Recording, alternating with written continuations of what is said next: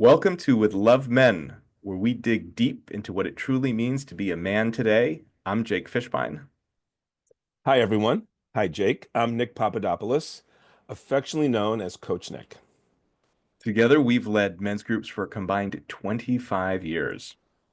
And we've also written a self-help inspirational novel about a fictional men's group and the impact of this work that we discuss every episode. That's right. And we're going to be getting it out to all of you very soon. That is our intention.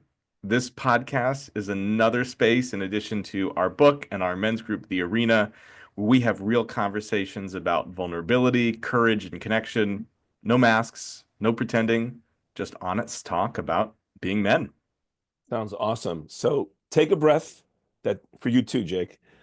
Step into the arena with us and let's get started. Today's conversation is men and sharing. And the way that we approach our podcast episode, each one, is that we prepare a couple of questions that are not rehearsed, that are not shared with the other person. So hopefully the spontaneity provides even more value to the conversation and topic. So you asked your question first in the first episode, so I'm Okay. gonna I'm gonna jump in. And like last Okay. time, I have too many questions. I used a little chat GPT to help me get even more inspiration after coming up with some. So the first question that I have is, what do you think men are afraid will happen if they really share? Hmm. So I believe um, I believe a couple of things, right? One is in general, men are just not used to sharing. Men are not used to being encouraged to share, right? You most often hear things like man up or suck it up or, time to move on, right? You even see it in sports, a player will get injured, right? And what's everyone is anticipating and expecting is that the person's going to get up off the ground, right, and continue playing, and they get a big round of applause, right? There's never time to just be with the experience. There's never time to heal. There's no time to express what you might have just experienced, right? It's like move on, right? Suck it up or man up. So I would say the first thing is it's an experience of men don't know what they don't know. So it's even less about what they might fear. It's just, I'm not even sure what you're talking about, right? Completely, blinded, complete spot, when you talk about this conversation about opening up. I would say the other piece is that men uh, generally operate in a mindset of competition with other men. And so if I open up and share a vulnerability, I don't even mean share vulnerably, just a vulnerability that I may have, right? I'm struggling at work. I'm struggling at home with my partner or with my kids. I'm struggling, with my family, whatever it may be, right? I'm struggling with my health. That I'm giving away my edge. I'm giving away my edge, and someone else may edge me out for that job or for that person I'm looking to date, or if I'm playing in a sport, someone's going to edge me out. And so I believe that men spend more time uh, putting on what you and I refer to in our novel. Did I mention our novel, the men's group? We mentioned this in our novel about men creating and putting on their Halloween costumes, and they spend years accessorizing their Halloween costume, right? Those are the masks, right? All the cover-ups, and I would say that men really fear being edged out. That they will lose out in the sort of the holistic competition that's going on out there. What I'm really connecting to as you're speaking is this idea that everything's a game. It's a Right, win-lose. right. And that if I share, if I show any vulnerability, if I don't have the nice Halloween costume, if I don't have the fancy car, or make a lot of money, or have a lot of sex, then I'm going to lose. Right. It's interesting. When I got married many moons ago, my then wife had a lot of male friends. In fact, most of her best friends were men, and it was really interesting. I was excited to meet them. I was excited to get to know them and lean into these new relationships. And there was probably about a half a dozen of these guys, right? And I scheduled lunches with all of them. I remember this, right? I was super excited. You know how I get. I can get really focused and, it becomes a game like, hey, she's got these friends. I need to meet with them ASAP. So I scheduled these lunches, and out of the six, five canceled. And I Mm, remember having a conversation with my then therapist who in turned out that he and I created our first men's group together 20 years ago. And he said to me, he said, well, he goes, they're uncomfortable. They're uncomfortable having a face-to-face, intimate, one-on-one conversation without any distractions, right? Without my then wife being a part of it, or their significant other, or the noise of a party, or the noise or the mm, busyness of, let's say, going out to dinner or a concert or whatever the case may be. He said, of course they've canceled. He's like, what, why would you expect anything less? He said, he goes, if you guys were having dinner in a crowded place with more people, I'm sure they would have been there. And so that's always stood out to me. And I know, years later, with COVID, there were a number of articles that were written about how men connect or are comfortable connecting shoulder to shoulder, right. right? Whereas women are more comfortable connecting face to face, right? And so COVID did a number on men because we couldn't even do that, right? We had to actually be face to face like this on a Zoom. So yeah, men are trained very, very differently. Bottom line is we're trained not to open up, not to share about matters that matter. Want to talk about, you like the Red Sox, I like the Yankees. We could talk about that for hours, right? You want to talk Right. about you know, the local bar and the beers that they're brewing and which beers we like? Sure, that's a great we'll have that conversation. Um, Want to talk about, you're in a new relationship, you just moved in with your partner, and whatever's coming up for you, or I'm in a relationship and what's coming up for me, oh, that's a whole nother ball game, right? I'm gonna keep that to myself. Right. Even when in our men's groups, when we brought up sex, it's been fascinating. And I'm always fascinated. People ask what we talk about in our groups, and sex rarely comes up, which is one of the most interesting things. And I always think I want to challenge us to talk about sex more in our groups. Right, But whenever we've talked about sex, the men will always say, well, no, that I don't want to insult my partner by right, talking about sex. And we're always saying, we're not asking about your partner. right, This has nothing to do with them. This is about you and right, your experience, but it's an easy way of pushing it to the side. right. It's funny you said rarely. I think you're being kind and generous. I I would think I say am. I would say never unless you and I force the issue and then you Yes. get the reaction that you just described. We'll talk about anything else. Not that one, right? So is it my turn now to ask you I think it's your turn. I think my it's your turn? turn. Okay. So my first question of 20, just kidding everybody. Um, my first question is I'll ask the question and then I'll just give a slight background to the question. The question is, how do you make the distinction between when you're sharing between TMI and being self-indulgent versus being forwarding, being honest, being someone who just needs the opportunity to vent, right? To get something out, right? Because that is always healthy to get something out. How do you make that distinction? The background is that Brene Brown talks about that, right? About vulnerability and the role that sharing plays in vulnerability. And she talks about how people will go on social media and share, right? And you'll see these long posts, right? Like 8, 9 paragraphs, right? Is that vulnerability, right? Or is that Mm, TMI? Is that self-indulgence? So the question is, how do you make that distinction, Jake? that is an excellent question. And it's something I've thought about a lot because I have friends and I know people who do those long posts. Right. And I know for some of my friends, when I've seen that, my reaction has been, well, why didn't you talk to me about it? Mm. We're friends. Why am I seeing this publicly when this is something that we could talk about one on one? And now everybody's got their own way of communicating, of course, and their own approaches and comfort levels.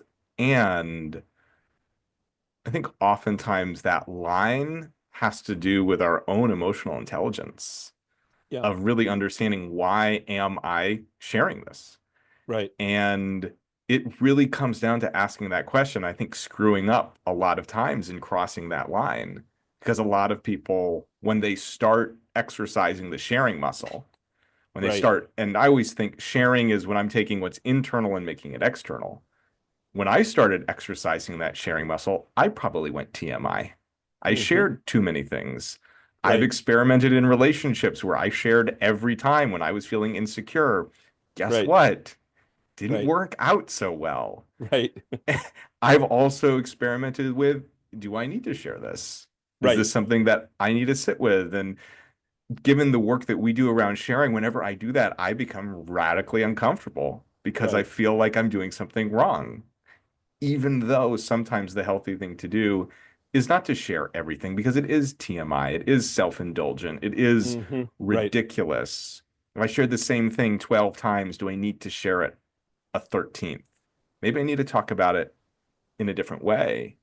Right. And I had a thought, let me get back to that thought. This line of vulnerability or TMI or self-indulgence. I had a conversation a couple weeks ago, somebody we know, it was a conflict.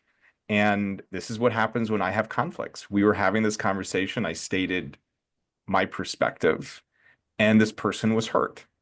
Right. And instead of just allowing them to be hurt, I started talking more and I started sharing more. You And were I trying to started were you trying to fix it? I was trying to not fix it, but I was trying to make them feel better, which Right. was a way of really I Right. was trying to make myself feel better. Right. I was uncomfortable. And I hung up the phone afterwards and I thought, what the hell was I doing? This is what I do. Right. When I'm uncomfortable, I overshare Mm. in some situations, especially conflict. In other situations, I undershare when I'm uncomfortable. Right. And so for me, it was this lesson of even doing this work and being very intentional with my sharing. I was in a situation where I revealed my own blind spot, where I noticed, oh, when I'm uncomfortable in a situation of conflict where I've been the aggressor or the Right. person who's delivered the bad news, I share more in order to smooth things over, Right. which Right. inevitably probably leads to me saying something I shouldn't say, which is probably crossing the line into TMI. Right. And I'm not going to remember this exactly, but I was in Nashville last weekend with Marshall Goldsmith, who's been rated the number one executive coach in the world many times. And he's worked with the CEO of the World Bank and other places. And Marshall says something really interesting, and I'm not going to remember it exactly, but it's Mhm. not something that's unfamiliar, Right. which he says, if it's not kind, if it's not forwarding, and if it's going to make things worse, don't say it. Right.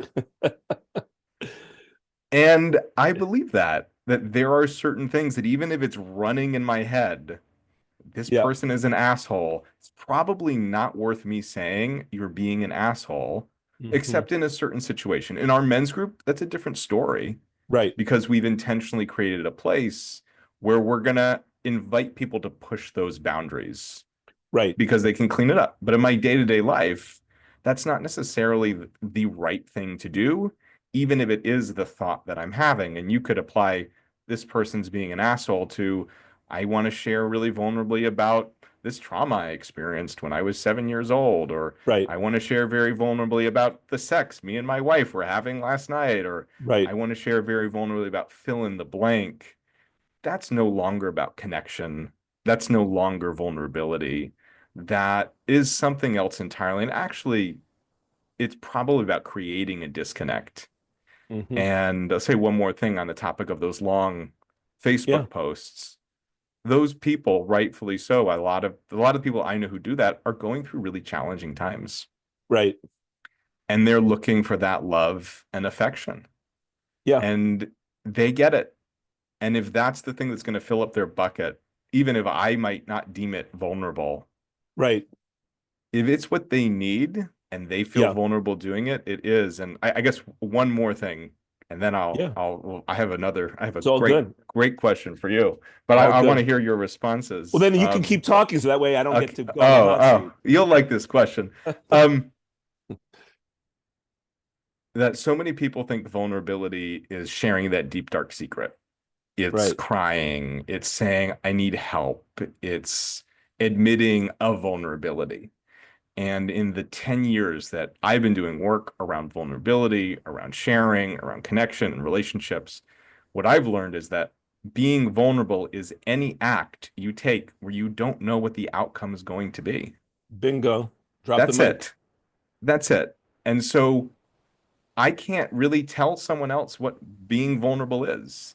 That's Someone fair. posting on Facebook may be super vulnerable for them. Right.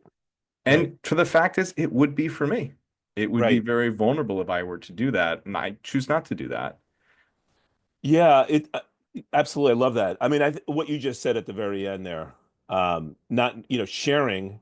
By the way, you could be sharing good news and you don't know what you're going to get back because your good news may not be somebody else's good news, or they may just not care as much, right? Yes. Your good news may reveal that you believe in a specific political party. That might not be somebody else's good news, right? That's the vulnerability. You don't know what you're going to get back. Will you get judged? Will there conflict be created because of whatever you've shared? And that's vulnerability. You have no Yeah. guarantee. So I really appreciate you saying that. The one piece that I just want to call out for a moment that you shared was around share from a place where you are being forwarding, right? I believe that, and this came up actually in one of the men's groups this week. A couple of people were saying, I don't know what to share, or I'm not sure what to share or what it may be, and I just said, when in doubt, share from a place of forwarding yourself and also forwarding the group in this case, or forwarding the relationship, right? Is what you're sharing meant to create a connection with others? Is your sharing meant to have other people have the experience of, oh my gosh, this person's also going through this? Or I'm not alone in the world. Or, hey, you know what? I'm dealing with something similar. I can learn, or I can take a best practice from this share, or take some insight. When I was going through my cancer journey, I created a I guess it was bi-weekly blog, and I wanted to share the insights that were coming up for me inside of the journey, all the ahas that I was having. And, you know, I was really sharing from a place of not wanting the attention, but rather I wanted to use the experience to give back. And I had many, many people, email me, message me, call me, and thank me. And they were forwarding my information to other people who were going through a health crisis. And, they were able to, connect me with other folks who, needed a community. And that's when I felt like, okay, my sharing is making a difference. So I'm going to continue to share because in that instance, it was forwarding. You almost stole my question because I was going Ooh, to ooh, ooh, ask ooh. about Okay. your cancer journey because of everything you just said, that Okay. sharing was so central to your healing. Yeah. And you just talked about it making a difference for others. And I'm curious for you, how did sharing transform you and your own journey through fighting cancer? Any health crisis, certainly cancer, because I've had a certain relationship with cancer. I believe our society has a certain relationship with cancer. Um, my background is Greek. I come from Greek immigrant parents, and they always refer to cancer as the black dark disease. It's this really awful. Like it's hard to translate it from Greek, but it's really the way they describe it in Greek is it's black, it's dark, it's ominous, right? They don't refer to heart attacks that way Mm. or a broken arm or a broken leg or a car accident. I mean, not that they're not celebrating those, but they don't have that kind of a relationship, right? So so for me, my immediate reaction when I got diagnosed was that, this is dark and bad and ominous. This is really, really bad news. And one of my core values, which is expressed in our groups as a core value, is to give back, is contribution. And I really felt like, how do I make this situation gray? Right. So, okay, let's call it that it's dark and black and ominous, right? Cancer, any disease like that, is pretty serious, regardless of the kind of cancer you have. It's serious, right? You've got to deal with it. And so let's call that, put that in the ledger of, dark, right? Activating my core value of giving back, activating my core value of making a difference, put that in the ledger of light, right? Mm. And so the combination of the two really created gray. And so it was easier for me to navigate my health crisis because I felt as if, hey, maybe there's a reason why I'm in this situation. There's a reason why I've been put in this situation. I was put in the situation because I am meant to serve. I am meant to serve others who may be in a similar situation. Again, it was really interesting the amount of people who reached out to me during that time. It was really amazing how many people were forwarding my blog to other folks who were going through a similar situation or knew somebody who was going through a similar situation and shared, hey, you're giving me hope, or you're giving me community, you're giving me some new ideas of how to deal with the situation. So for me, the give back provided the balance so that it Mm. wasn't all dark. And it wasn't all light. I mean, you've heard me say this over and over. Life is really, really gray, and that was my aha actually, because I very much operated and shared even from a place of black and white, and since then I really share from a place of gray. And so for me, it was that was one of the greatest gifts that I was given going through this dark period in my life. And the other thing I would say, the sharing about my insights, it's similar to what you and I do, and we have our groups also participate in an appreciation journal, in a daily or weekly appreciation journal, by connecting to the lessons, right? The ahas, the insights. It was a reinforcement of there's some good things happening. Mm. There's some good people around me. The universe kind of likes me. It kind of liked me today, Um, the food tasted a little better today, and someone was a little kinder today, and the my account, my stock grew today, or whatever it was, right? I got to watch a really good show today. It just was a real reminder that there are things to fight for. It gave me Mm. hope. There's a reason to live because there's a lot of people and a lot of things that are positive that are happening around me. And so, hey, you know what? Let's stick around a little longer. It's really powerful to hear you say that, in essence, by sharing, Hmm. especially by getting connected to the good things, that sharing gave you hope. Yes. Whereas, had you just contained it all, which so many people do, so many men do, Yes. is not share, that would have led to a very opposite experience and probably a very different trajectory with cancer.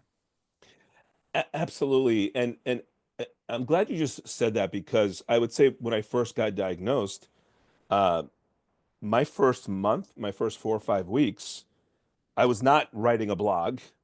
I was not connecting to the ahas. I was scared. I Mm. cried a lot. I was miserable. I was definitely in a victim mode. And I say all that because I allowed myself to experience it and I allowed myself to share it. Even in the face of some people saying to me, "Whoa, whoa, whoa, whoa, this is scaring me that you're talking this way." People close to me even. And I said, I need to get this out. I need to share this in order for me to even have a chance, to even remotely have the chance to step over into a new place, right?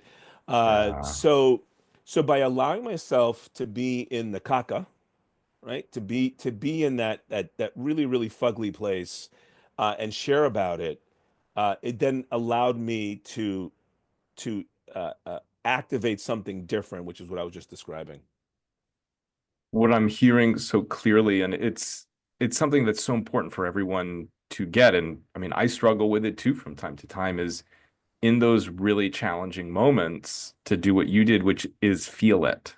Right, And so often we get coached, we get advice, we get people trying to push us out of that challenge, out of that right, really darkness as quickly as possible. right, When the only way through that darkness is really feeling it. And to your point, sharing what you're feeling, right, not just feeling it in isolation, right, but being able to let it go through you. And the only way to do that is to open your mouth and share. right, exactly. So speaking of good news or expanding the role that sharing good news, or in my case, sharing insights, right, which I relate to as good news, right, as something positive. The question I have for you is, why do men, in your experience, have such a challenge sharing literally good news? This actually came up in one of our groups this week, and it's a similar story over time. There's this notion, right, that I'm only going to share if I have bad news or if there's a trauma, right, or something like that going on, versus, hey, I just got a promotion, I just got a big bonus. I don't know, I just found out, my partner's pregnant, whatever it may be, right? Why do men have such an issue I wanting to share good news? think there are at least three reasons that come to mind right away, and I'll see if I can remember the first one that I would thought of. I can't, so I'll come back to it. Yeah. But the second one is one, like many people, sharing good news. I've seen people say this in our men's group. Something good's happened, but I don't want to share it yet because I don't want to jinx it. Mm, And Brene Brown writes about this, which is this fear of it's going to be taken away from me. right, I'm going to jinx it. And I remember it's the whole adage of it's a perfect game in right, baseball. right, The last thing anyone wants to say is he's throwing a perfect game right, because it's going to end the perfect game. Now, I happen to subscribe to that rule. So, interesting that I bring that up. But I think that's one reason why men don't share good news right, is they don't want it actually to go bad and then have to right, come back and say, you know what? I didn't get that promotion. right, You know what? My wife had a miscarriage. right. Because then it would have to have them connect with the pain. It's like they're already thinking about the pain they might feel if it goes south. The other reason, and this was the first one I thought of, is a lot of men, and I've heard this both from men that we've coached in our groups, from men I've coached one-on-one, and then in reading the wider stories from men, is a lot of men don't think anybody cares, Mm, that no one's asked them what their good news is. mm, And when they've tried to share it, it's been poo-pooed. mm. And so men feel like, and I've seen this from shares in our groups, men feel like nobody cares. Is that Why? accurate, Jake? I mean, is that a I made think up story? Is like, why would a it's man, and because I agree, literally this week we had a group session and we had a couple of men say that. I don't think mhm. anybody cares. I think it's bullshit and I think it's real. I Okay. think that for many men, this is the experience that they've had, which is nobody cares. They've Yeah. shared it and they've been told to move on. they've shared it, and their people haven't known how to respond. And so they've had the experience that nobody cares about what matters to me. I don't think that's true. Right. I think people really do care. And I had a moment, this was over the summer, shortly after my girlfriend Perry and I moved in together. And I follow this company called Braver Angels. And Okay. I've wanted to get involved with them in a while. I haven't. They bring Republicans and Democrats together in workshops to create connection and build Yep. bridges, which I think is so important right now in our country. And they sent an email that this guy was traveling across the country, asked, like interviewing people, and he was going to be in New York. And I loved the premise of what he was doing. It was very similar to an idea I had in college about going around the country asking people what it means to be American. Right. And I sent him an email and I turned to Perry. I was working from home, and I was like, Perry, like, I'm so excited, like this thing, this guy. And she just kind of looked at me like, huh? And I turned back to my work. She was like, "That's cool." And I turned back to my work, and it hurt because I was like, "Here's Mm, this thing that I care about, and right. my partner, my girlfriend, who I love, like, isn't as excited as I Right. am." Right.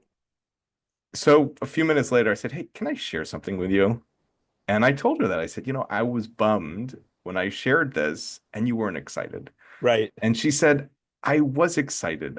I just didn't know how to respond because I didn't Mm. really understand. Like, I was excited for you, but I didn't know what you were talking about. And I totally got that because I gave her no context and she's Right. not following Braver Angels. So my expectation of her excitement was such a crime to put on her that she should be Right. excited for something that I'm excited about that she has no idea exists. Right.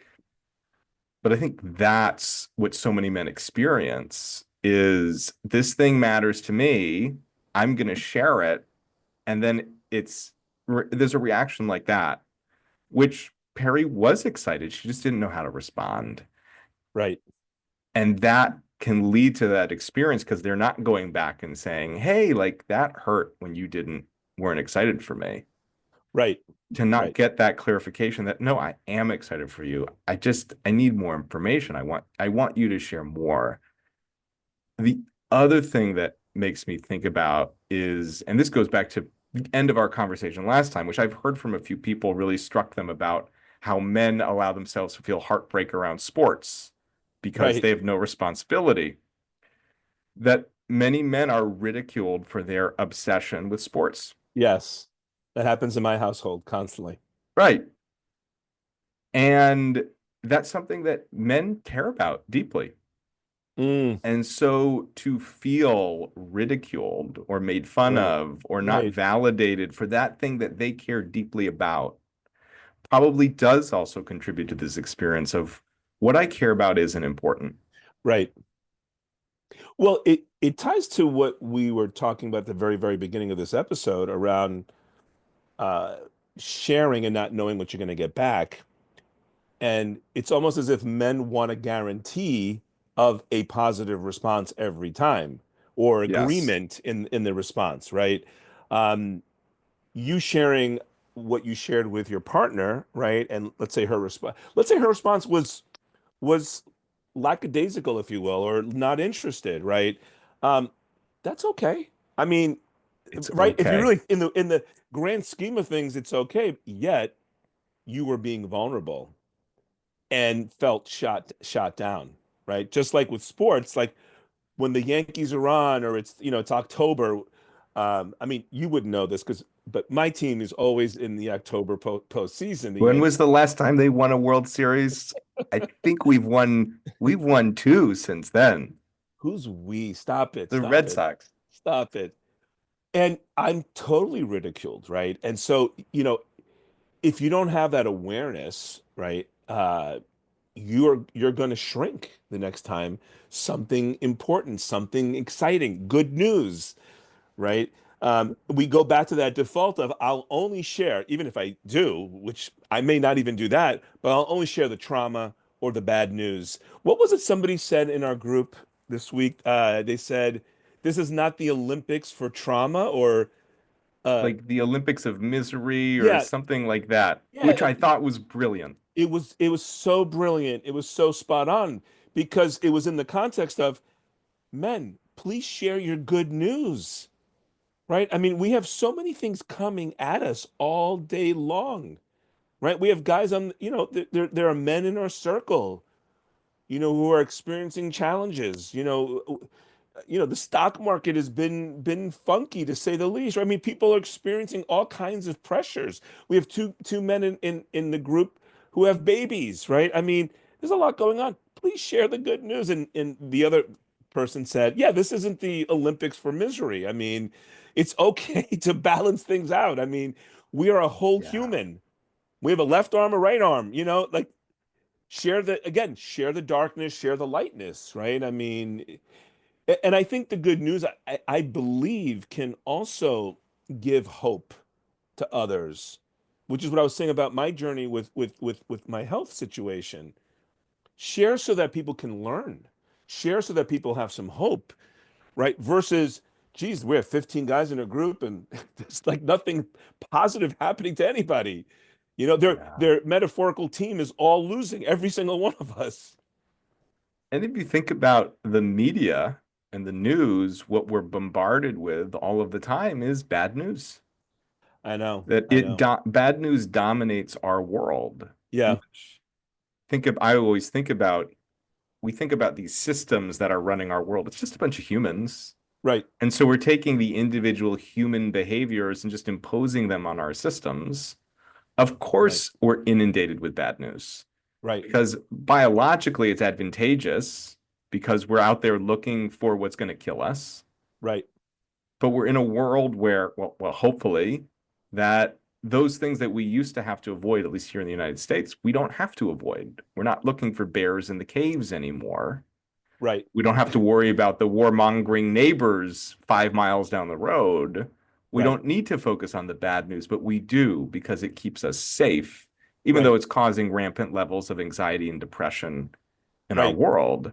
right. And so it's one of the reasons I love our appreciation thread. And even though you and I have slowed down in the last year or two, so it's been about 4 years where for Right. 3.5 of those years, every day, Every day. we shared 10 things we appreciated about that day in the Yeah, midst of COVID. And that was such a valuable experience to share daily with other people what I absolutely. appreciated. And then like I always loved reading yours and reading the other men that shared because it was that boost of Right. there's a lot of good stuff Yeah, going on in our world and there's a lot of good stuff going on in our world today even amidst the not good stuff that's going on at the same absolutely. time. Absolutely. I have a team meeting that I host every Tuesday afternoon with my directs. And I start the meeting off with what are you proud of? What are you most proud of since last week, since we met last Tuesday?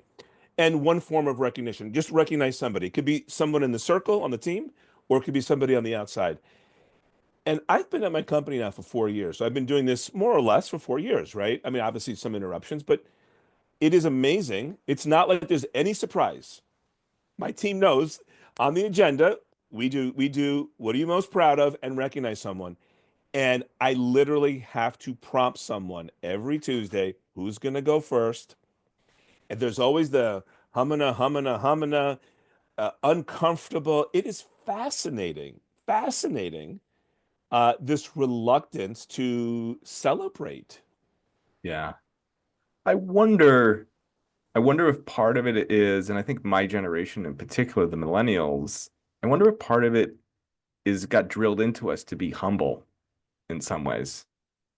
Hmm. And that being braggadocious and celebrating good news or celebrating something I'm proud of Right, is bragging, that right, somehow that's not being a good person in quotation marks. It's the first right. time I've ever thought about that, and there are Mm, plenty of people who don't subscribe to that and brag up the wazoo. But right, I know so many people who are hesitant to, and I wonder if part of it is that messaging of, oh no, like I'm going to keep my wins to myself, right, or that win's not big enough. right. And when I coach people around appreciation, I say, you can appreciate the taste of your coffee in the morning. You can Exactly. appreciate having a challenging experience, Yes. that you don't have to appreciate winning an Oscar or winning the Yes. World Series, that the smallest thing, as little as the taste of coffee, like focusing on that makes your day better. This morning, I get my boys up. My one son's 15, the other's 11, and there's a rapper who dropped an album. This is like big news, right? So here we are at 7 a.m. in the morning, and they're cranking up this hip hop. It's not even hip hop, rap, right? And they're both yip yapping, right? Yip yapping, like back and forth. And my teenager, the 15-year-old, never speaks anymore, right? He just usually communicates by mumbling and, just nodding his head. And here he is, completely animated, right? The both of them. And they're having this really engaged conversation. I'm just sitting at the kitchen table and I'm just like, I created these two people, like they were not here before. And I'm like, Yeah. this is so freaking cool. Like, look at them. They're so happy. And I'm happy just watching them. That's my good news. I'm going to share that in the appreciation journal, because Yeah. like, wow, man, that if I could get that every day, I mean, life is okay, regardless. Life is gray, I should say, when you Yeah. balance it against everything else. One thing I just want to say about one of your points about not sharing good news because it may fall through, right? You may not share about the job that you think you're going to get because it falls through, right? Or you don't want to share about your wife being pregnant because there could be a miscarriage, whatever, right? I also wonder if it goes to the point I said at the very start of this episode, which is if I share and I fail, you once again, as another man or other men in my circle, will have an edge on me. I become Absolutely. less than, right? I'm now in second place or I'm in third place. If I don't say anything, I haven't engaged in the race yet. But once I say, hey, I'm going for a job or I'm going for a promotion or I'm trying to lose 25 pounds or I'm trying to run that 5K race, right? And I fail, well, now you potentially might be stronger than me. Yes. 100%. Mhm. That's definitely going on. And then this other thing, and I'm just looking at our timing, and I know we could be here for 4 hours if we wanted to, And everyone which listening who knows this everyone knows this very well. they know that very well. But I do want to say this before I think Yeah. we find a final question to leave people with is this comes up in our group a lot too, where guys will say, well, guys are going through a lot of stuff, so I don't want to share. Other people need more attention than I do. Like I'm good. Right. So Right. I'm gonna be silent. Right. And it's related to that competition thing. It's the same, it's different because it's not I don't want to lose or I don't want to be seen as less than, but it is the same with I don't want to enter the race. And I Right. don't want to enter the race because I'm afraid of taking the eye off somebody else. And this is an understandable way, especially in a group that's meant to support each other. But Right. to so many of your points today, when we share good news, it inspires people. And to our friend's point, who said this is not the Olympics of misery, groups, and our group is ultimately about friendship, among other things. Friends are supposed to have fun and laugh and enjoy Yes. together. Yes. I'll tell this really quick story, and it is a way of sharing because we share in ways beyond just words. I mean, we're sharing all of the time. Right. That our words are one way of being vulnerable, of taking what's internal, external. This past weekend when I was in Nashville, a new friend of mine, his name is Philip Brady. He's from Belfast. He's a great coach from Belfast, and he's just like Right. all joy, all laughter, like on it, super smart and all heart too. And he had like to do these rolls on the floor. And Okay. so the last thing I did in Nashville before I went to bed on Saturday night was Philip taught me how to do this front roll and this back roll on the floor of our hotel. And you know me, like this is not something I typically would do, but one, it was so much fun. Yeah. It like we I were love it. laughing, and my takeaway is I want more of this. I want more of this. I don't need to be so buttoned up and rigid and rule following all the time.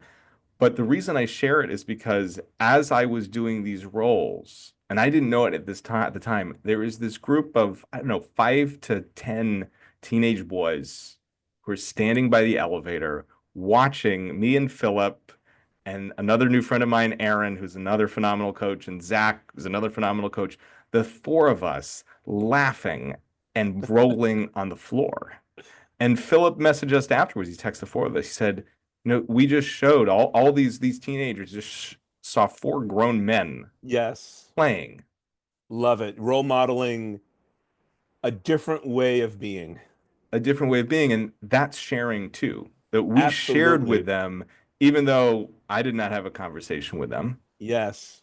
That was sharing with them, and I hope that moment stays with them when they realize this is what it means to be a man too. Yes. Is rolling on the floor of a hotel with your hand between your legs, looking like a fool, but Yes. laughing and having the time of your life while you're doing it. Well, when you post this episode, maybe you'll post a picture or two with I you have some rolling pictures. rolling around on the They floor. have they have pictures. They're there. I love it. Awesome. Great conversation. Thank you. Always, Nick. So to leave our listeners, sort of a good question is what's the first step for you when you think about it? What's the first step in sharing to make it easy? I would say that it always for me it always goes back to trusting yourself that you can't mess it up. Even the conversation we're having between what's the distinction between being self-indulgent, TMI, or are you are you being generous and forwarding the room? You said it best. Hey, I just try stuff. Sometimes it works, sometimes it doesn't. I would say just to trust yourself. Um, we have a saying which is people are going to judge you anyway. You wear a blue shirt like I'm wearing, or you wear like a checkered type shirt like you're wearing. Someone in the audience, right, will judge you on the clothing or the color based on your skin color or your hair and all that. So if you're going to get judged, then you might as well just be yourself and just get judged on who you are. And so I would say the first step is just to trust that whatever you share is enough and it's perfect. I love that. I think that is it. And what I would add, my thoughts on where do you start? Yeah. Is just do it. Yeah. Just do it. And if that thing is bubbling up in you, where you're like, I need to say this, say it. Right. And there's no wrong way, whether it's a voice memo or a phone call or in person or email or a text message. Choose someone you trust and share it. Yes. Yeah. Absolutely. And really important that you choose someone you trust, especially if it's new. Someone who you know is going to receive it. Because a lot of people will choose the person they need to share with that can't receive it. Right. And that becomes more evidence that they can't Right. share. I told you so, Jake. See, I can't do Yeah, it, or it's not healthy for me or safe for me to do it. exactly. Yeah, I love that. Start small, if you will, practice, and then you'll build that muscle. Absolutely. Love it. All right. With love, men. With love, Nick. With love, Jake. See you all next time.